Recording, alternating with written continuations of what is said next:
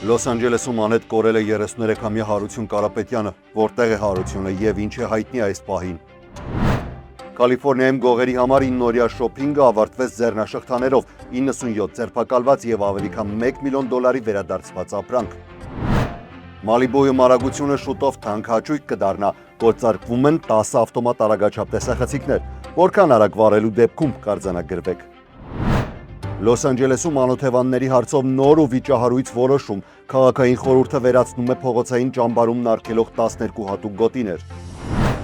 Instagram-ը գիտեր, որ իր հարթակում մինչև 13 տարեկան հազարավոր երեխաներ կան, Մետայի նախկին ինժեներական տնօրենը դատարանում բացահայտումներ է անում։ Քովիդի ծագման շուրջ պատմությունը նոր շրջադարձ ունի, Էնթոնի Ֆաուչիի նախկին ավագ խորհրդական Դեյվիդ Մորենսը մեղավոր է ճանաչել իրեն։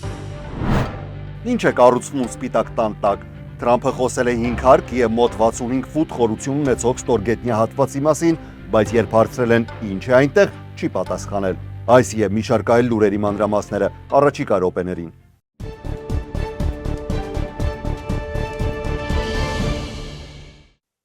Արմեզիա YouTube-յան ալիքում ԱՄՆ գլխավոր լուրերն են, ես Հարություն Մինասյանն եմ, բարև ձեզ։ Հարցակուրտից վերադարձել ենք եւ պատրաստ ենք ամենօրյա ռեժիմով աշխատել ձեզ ներկայացնելով Ամերիկայում տեղի ունեցող կարևոր իրադարձությունները։ Վերադարձի սկիզբը այնքան էլ կարծում եմ լավը չէ, բայց միևնույն ժամանակ շատ կարևոր է, որ այս հայտարարությունն անենք։ Լոս Անջելեսում որոնում են 33-ամյա Հարություն Կարապետյանին, որն անհետ է կորած համարվում օգոստոսի 15-ից։ Ընտանիքի տարածած տեղեկատվության համաձայն այդ օրը մոտավորապես ժամը 12:50-ին լիֆտի վարորդը Հարությունին իջեցրել է Գրիֆիթ պարկի Լոս Անջելեսի կենդանաբանական այգու հարակից տարածքում, դրանից հետո նրա գտնվելու վայրի մասին տեղեկություն չկա։ Հարազատները դիմում են հանրության օգնությանը։ Եթե օգոստոսի 15-ի կեսօրին գտնվել եք Գրիֆիթ պարկի LA Zoo տարածքում, հնարավոր է որևէ բան տեսած լինեք կամ Հարությունի վերաբերյալ ունեք թեկուզ աննշան թվացող տեղեկատվություն, խնդրում ենք զանգարել 818 238 3000 հեռախոսահամարով։ Իսկ եթե տեսնեք Հարություն Կարապետյանին, խնդրում են անմիջապես զանգարել 911։ Ընտանիքը խնդրում է նաև հնարավորինս լայն տարածել տեղեկությունը Հարությունին գտնելու հնարավորությունը մեծացնելու համար։ Մենք նույնպես խնդրում ենք, որ այս տեղեկությունը հնարավորինս շատ տարածեք, եթե իհարկե տեսել եք, անմիջապես զանգարեք նշված հեռախոսահամարներով կամ հենց 911։ Շարունակենք լուրերը։ Կալիֆոռնիայի պարեկային ծառայությունը հայտարարել է, որ կազմակերպված մանրածախ գողությունների դեմ 9-օրյա լայնածավալ գործողության ընթացքում առգրավել է ավելի քան $1 միլիոն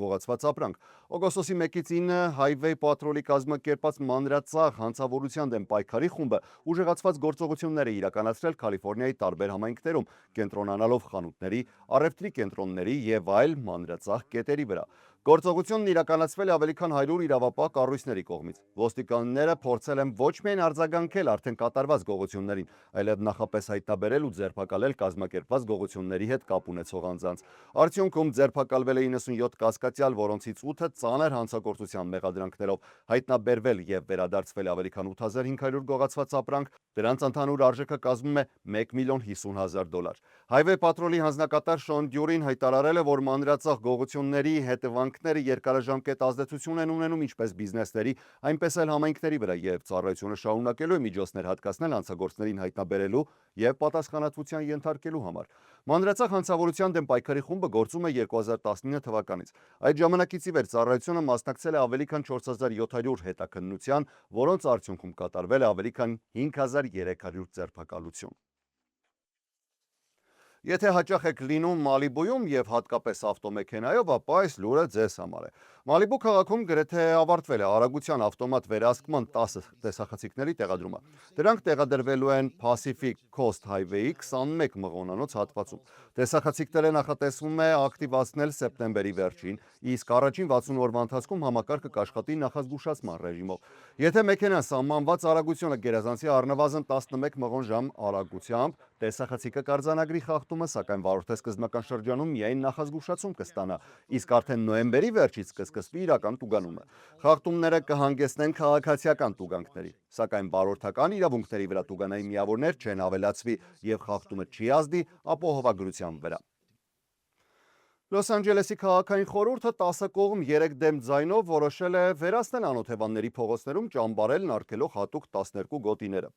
Նախաձեռնությունը ներկայացրել է քաղաքային խորհրդի անդամ Հուգո Սոտո Մարտինեսը, որոշմանը դեմ են քվեարկել Իմելդա Պադիլյան 6-րդ ընտրատարածքից, Թրեսի Փարքը 11-րդ ընտրատարածքից եւ Մոնիկա Ռոդրիգեզը 7-րդ ընտրատարածքից։ Բոլոր 12 գոտիները գտնվում են 13-րդ ընտրատարածքում, որի մեջ են Հոլիվուդը, Իստ Հոլիվուդը, Էկո պարկը եւ Սիլվեր Լեյքը։ Խոսքը Լոս Անջելեսի քաղաքային օրենսգրքի 41.18-րդ բաժնի կիրառման հատուկ գոտիների մասին է։ Այդ դրույթն արգելում է փողոցների, մայթերի եւ հանրային անցողիների խոչընդոտումը, այդ թվում այնտեղ նստելը, պարկելը, քնելը կամ անձնական իրեր տեղադրելը։ Սոտո Մարտինեսի պնդմամբ այս քաղաքականությունը ոչ թե լուծում է անօթեբանության խնդիրը, այլ մարդկանց պարզապես մի թաղամասից մյուսն է տեղափոխում։ Այս գոտիներում սահմանափակումները գործում էին մոտ 5 տարի։ Որոշմանը դեմ արտահայտված խորհրդի անդամները զգուշացնում են, որ սահմանափակումների վերացումը կարող է խնդիրներ առաջացնել բնակելի թաղամասերում արդեն, զբոսայգիներում, ընդ որում նաև երեխաների կողմից օգտագործվող հանրային տարածքներում։ Կարևորն այն է, որ քաղաքային խորհուրդը ամբողջությամբ չի վերացրել 41.18-րդ բաժինը, սակայն այժմ մտահոգություն կա, որ հաջորդ քայլը կարող է լինել հենց նման գոտիների վերացման փորձը արդեն ամբողջ Լոս Անջելեսում։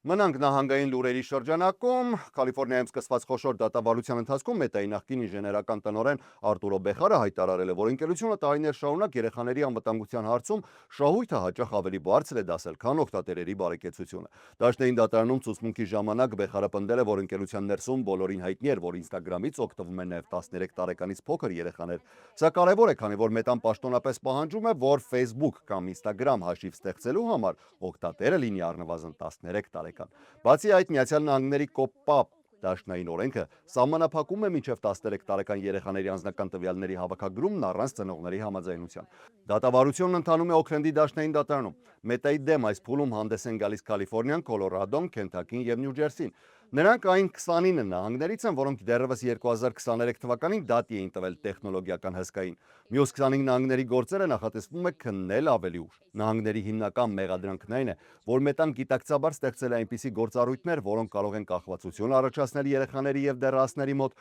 նպաստել երիտասարդների հոգեկան առողջության խնդիրներին եւ միաժամանակ հասարակությունից թաքցնել այդ հնարավոր վնասները։ Մետան, սակայն, հերքում է ներկայացված բոլոր մեղադրանքները։ Ընկերության փաստաբանները պնդում են, որ դատավարության ընթացքում ներկայացվող ապացույցները ցույց կտան, որ Մետան լուրջ քայլեր է ձեռնարկել դեռահասների անվտանգության համար եւ փորձում է այդ խնդիրները լուծել ծնողների ու երիտասարդների հետ համագործակցությամբ։ Այս դատավարության հետևանքները կարող են շատ մեծ լինել։ Նահանգները պահանջում են ոչ միայն Facebook-ի եւ Instagram-ի աշխատանքում փոփոխություններ, այլև ֆինանսական փոխհատուցում եւ տուգանքներ, որոնք Մետայի պարտության դեպքում կարող են հասնել միլիարդավոր դոլարների։ Կալիֆոռնիայի նահանգապետ Գևին Նյուսոմը Հեյվարդի Շիֆեր Պարկ տարրական դպրոցում կատարած այցի ընթացքում ներկայացրել նահանգի հանրային կրթության ոլորտում իրականացվող ծրագրերն ու ներդրումները։ Նյուսոմի խոսքով այս տարի Կալիֆոռնիայում մեկ աշակերտի հաշվով պետական ներդրումը հասել է ռեկորդային 28282 դոլարի։ Նահանգապետը շեշտել է, որ խոսքը միայն ֆինանսավորման ավելացման մասին չէ, այլ կրթական համակարգի ավելի լայն վերափոխման։ Կալիֆոռնիայում շարունակվում են նաև Transitional Kindergarten (TK) ծրագրի ընդլայնումը, որը նախատեսված է 4 տարեկան երեխաների համար։ Նահանգային պաշտոնյաների խոսքով վաղ կրթության հասանելիության ընդլայնումը պետք է երեխաներին ավելի պատրաստ բաց դարձնի դպրոցական կրթության հաջորդ փուլերի համար։ Միաժամանակ զգալիորեն ընդլայնվում է այսպես կոչված Community Schools ծրագիրը։ Ներկայումս նահանգում գործում է մոտ 2500 նման դպրոց, սակայն նախատեսվում է ծրագիրը հասցնել Կալիֆոռնիայի դպրոցների մոտ 60%-ին։ Այս մոդելով դպրոցը միայն կրթական հաստատություն չէ։ Աշակերտներին եւ նրանց ընտանիքներին հասանելի են նաև առողջապահական ու հոգեկան առողջության ծառայություններ, սոցիալական աջակցություն եւ սննդի ծրագրեր։ Կալիֆոռնիան շարունակում է նաև հանրային դպրոցների աշակերտներին անվճար սնունդ տրամադրելու քաղաքականությունը։ Նահանգում միաժամանակ քայլեր են ձեռնարկվում դպրոցական ճաշացանկում գերվերամշակված սննդամթերքը սահմանափակելու, աղի եւ շաքարի քանակը նվազեցնելու եւ տեղական թարմ սննդամթերքի օգտագործումը մեծացնելու ուղղությամբ։ Նյուսոմը հայտարարել է, որ իր վարչակազմի նպատակն է այս ծրագրերը դարձնել ոչ թե ժամանակավոր նախաձեռնություններ, այլ Կալիֆոռնիայի հանրային կրթական համակարգի երկարաժամկետ մասը։ Մինչ կշարունակենք լուրերը, մի կարևոր տեղեկություն, մենք Ամեն օր աշխատում ենք եւ աշխատելու ենք, որպեսզի Միացյալ Նահանգների քաղաքական, հասարակական, տնտեսական եւ համայնքային կյանքը հասանելի ու հասկանալի լինի հայերենով։ Մեր նպատակը միայն լուր հաղորդելը չէ, մենք ցանկանում ենք ստեղծել ուժեղ եւ ժամանակակից հայկական մեդիա, սեփական լրատվական ծրագրերով, հարցազրույցներով, ռեպորտաժներով եւ համայնքային նախագծերով։ Ձեր աջակցությունը մեզ անկախ է պահում։ Արմեզյան ցանկանում է զարգանալ կախված չլինելով քաղաքական շրջանակներից կամ այլ ազդեցություններից։ Դրա համար մեզ հատկավոր է մեր լսանի աջակցությունը։ Նույնիսկ ամսական փոքր նվիրատվությունը մեծ նշանակություն ունի։ Ձեր հանգանակությունները մեզ կօգնեն շարունակել ամենօրյա լրատվական աշխատանքը, պատրաստել նոր հաղորդումներ, ի դեպ արդեն դրանք պատրաստման փուլում են, ռեպորտաժներ, ընդլայնել մեր աշխատանքը Միացյալ Նահանգների նաև տարբեր քաղաքներում, նահանգներում ու բարելավել նկարահանման եւ տեխնիկական հնարավորությունները, ու ամենակարևորը՝ պահպանել Արմեդիայի խմբագրական անկախությունը։ Սա պարզապես հանգանակություն չէ, հարգելիներս։ Երբ աջակցում եք Արմեդիային, դուք աջակցում եք մի գաղափարի, որը հետևյալն է՝ Ամերիկայում ունենալ ուժեղ, պրոֆեսիոնալ եւ անկախ հայալեզու մեդիա։ Եթե գնահատում եք մեր աշխատանքը եւ ցանկանում եք, որ այն շարունակվի ու զարգանա, դարձեք Արմեդիայի աջակիցը։ Աջակցել կարելի է նույնիսկ ամսական ընդամենը $5։ Դուք աջակցում եք, մենք շարունակում ենք ստեղծագործել ու կարևորը հայերեն ու մեր համայնքի համար։ Պետք է պարզապես այցելել մեր կայք armedia.tv։ Ցանկանում եմ նաև շնորհակալություն հայտնել մեր գործընկերներին, որոնք իրենց աջակցությունն են բերում մեր ալիքի զարգացման գործում, եւ մեր գործընկերներից ներկայացնեմ Vivaldi Catering-ին։ Իդեպ գիտեք, Vivaldi Catering-ը ամենուր է եւ միշտ թարմ մսամթերքի եւ աղցանների տեսականիով է հասնում ձեր տուն, այնպես որ առաջիկա պատվերի ժամանակ, եթե նշեք, որ Vivaldi Catering-ի մասին տեղեկացել եք հենց Արմեդիայից, ապա կարող եք ստանալ նվեր, որն է ամառային մրգային սեթ։ Իդեպ այս ակցիան գործում է մինչև այս օգոստոս ամսվա վերջին օրը։ 12 appetizers, 5 hot dishes,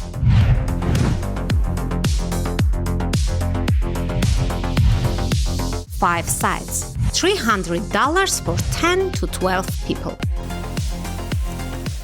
Make every moment a Vivaldi moment. Շարունակենք լուրերը։ COVID-19-ի համավարակի ծագման շուրջ քննությունը նոր զարգացում ունի։ Գիտեք, վարակիչ հիվանդությունների հայտնի մասնագետ Էնթոնի Ֆաուչին եւ նրա նախկին ավագ խորհրդականը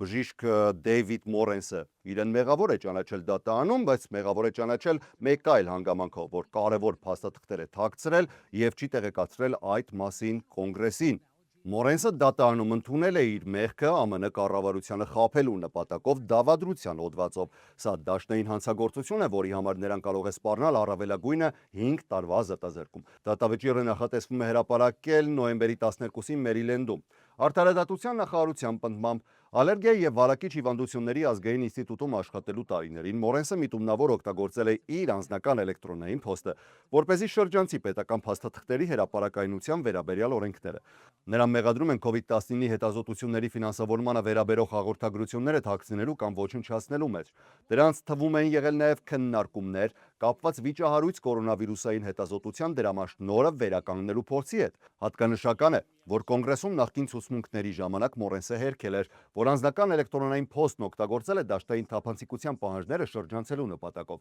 Այս զարգացումը հատկապես ուշագրավ է Ֆաուչիի շուրջ վերջին իրադարձությունների ֆոնին։ Կհիշեք երևի, հուլիսին Ֆաուչին սենատի լսումների ժամանակ բազմիցս օգտվել էր Միացյալ Նահանգների սահմանադրության 5-րդ փոփոխությամբ նախատեսված ինքն իր դեմ ցուցմունք չտալու իրավունքից ու հրաժարվել էր պատասխանել COVID-19-ի համավարակի վերաբերյալ մի շարք հարցերի։ Միացյալ Նահանգների պետական պարտքն այսօր առաջին անգամ գերազանցել է $40 տրիլիոն, հասնելով պատմական նոր ռեկորդի։ Հատկանշական է նաև պարտքի աճի արագությունը, ընդամենը 5 ամիս առաջ մարտին այն անցել էր $39 տրիլիոն, իսկ դրանից եւս 5 ամիս առաջ 2025 թվականի հոկտեմբերին հասել էր 38 տրիլիոնի, այսինքն մոտ 10 ամսվա ընթացքում ԱՄՆ պետական պարտքն ավելացել է շուրջ $2 տրիլիոն։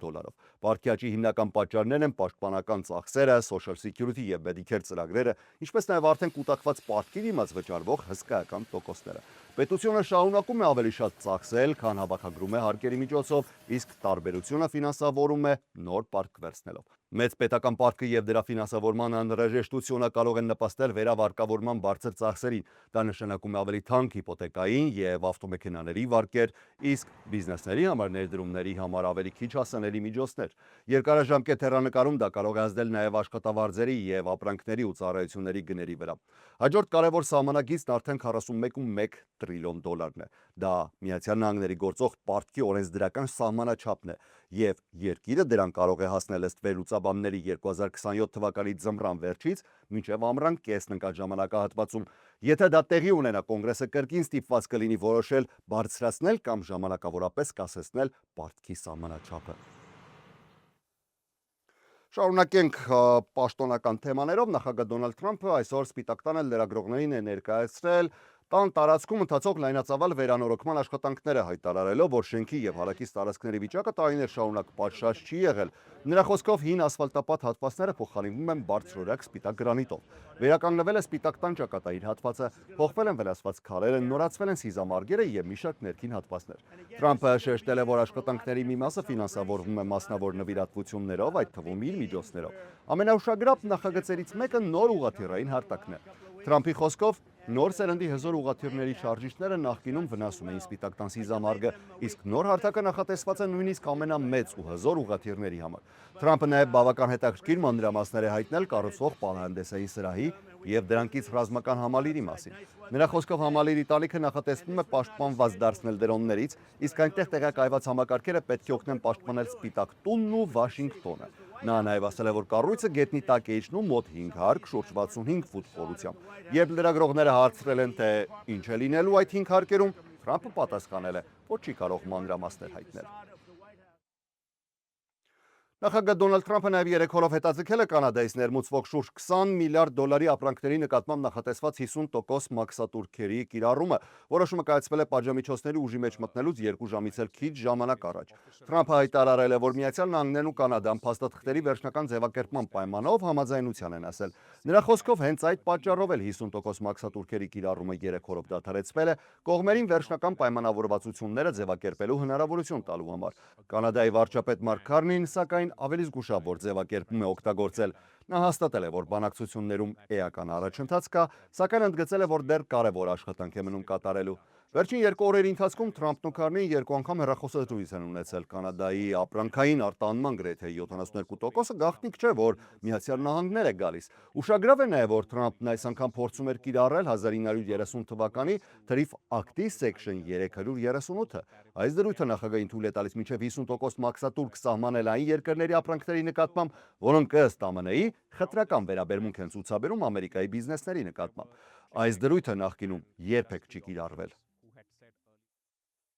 Եվ օրվա վերջին լուրը օգոստոսի 27-ի երեկոյան Միացյալ Նահանգների ամբողջ տարածքում հնարավոր կլինի հետևել լուսնի խավարմանը, որի ընթացքում լիալուսինը կանցնի երկրի ստվերի միջով եւ կստանա կարմրավուն երանգ։ Հենց այդ գույնի պատճառով էլ երևույթը հաճախ անվանում են արյունոտ լուսին։ Ի տարբերություն արեգակի խավարման, լուսնի խավարմանը կարելի է նայել անզեն աչքով եւ առանց հատուկ պաշտպանիչ ակտոցների։ Խավարումը կսկսվի օգոստոսի 27-ի երեկոյան եւ կշարունակվի մինչեւ օգոստոսի 28-ի վաղ առավոտ։ Ամենատպավորիչ տեսարանը սպասվում է Միացյալ Նահանգների արևելյան հատվածում, իսկ Կալիֆոռնիայում խավարումը մասնակի կլինի։ Առավելագույն փուլում երկրի ստվերը կծածկի լուսնի մոտ 96%-ը։ Կալիֆոռնիայում դիտելու լավագույն պահը կլինի օգոստոսի 27-ին երեկոյան ժամը 9-12-ի սահմաններում։ Եթե Կալիֆոռնիայում խավարումը մասնակի է լինելու, ապա Նյու Յորքում եւ ընդհանրապես Միացյալ Նահանգների արևելյան հատվածում տեսարանն ավելի տպավորիչ է լինելու։ Նյու Յորքում լավագույն պահը կեսգիշերն անց է ժամը 12-12-ին։